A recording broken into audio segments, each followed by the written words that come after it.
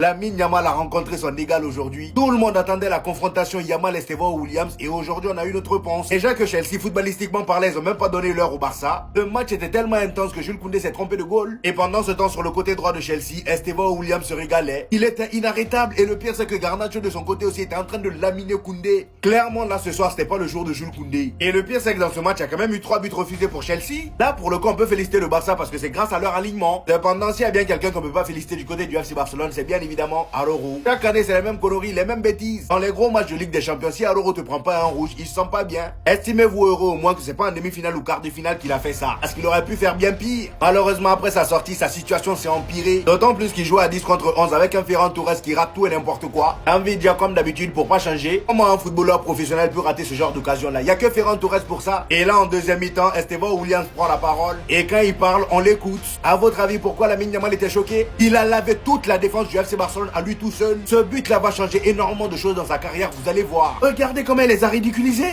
Lamine n'en revenait même pas. Non, le petit, il est fort. Il est fort. Déjà qu'avec le Brésil, on voyait à quel point il prenait vraiment de la place. Le gars, il est venu, il s'est imposé direct du haut de ses 18 ans. Normalement, c'est lui maintenant qui tire les pénaltys devant Vinicius, Casemiro, tout ça. Et là, face à une équipe du FC Barcelone, il s'amuse. Malheureusement, les joueurs tauliers du FC Barcelone n'ont rien pu faire aujourd'hui. Firmin Lopez, complètement transparent. Le milieu du Barça s'est fait bouffer tout le long. Frankie de Jong, pas très physique. Eric Garcia, même, il a joué. Je sais pas. Et Robert Lewandowski, même lui, il aurait pu rester sur le banc.